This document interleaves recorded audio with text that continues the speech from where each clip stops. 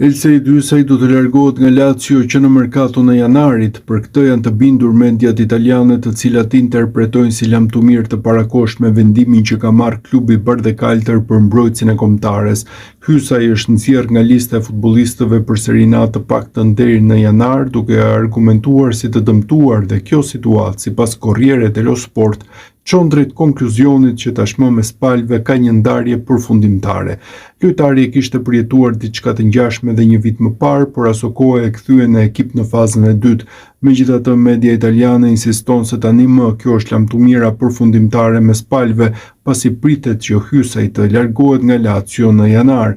Kontrata e futbollistit përfundon në mbyllje të këtij edicioni, por për Lazio nuk do të përbënte problem largimi i tij i parakohshëm, pasi do të kursente nga rroga e lartë që përfiton ai, 2,8 milionë euro në vit. Klubi Lazios ka marrë një vendim që nuk pritej për Elsej Hyçajin. Mbrojtësi kombëtares shqiptare, rekordmen tashmë me fanellën kuqezi, nuk do të jetë pjesë e Lazios për ndeshjet e Serie A të paktën deri në janar.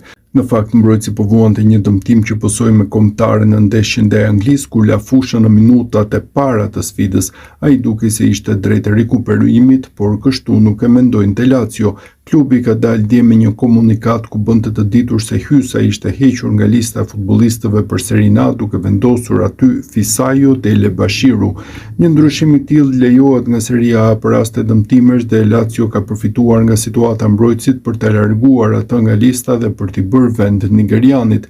Një vendim që ngjan shumë me atë të vitit të kaluar, kur Marco Baroni la Hyçajin jashtë në pjesën e parë të sezonit të Lazio për ta kthyer në të dytën, por tashmë bën shumë përshtypje pasi në stolin e skuadrës është trajneri që e njeh më mirë, Maurizio Sarri.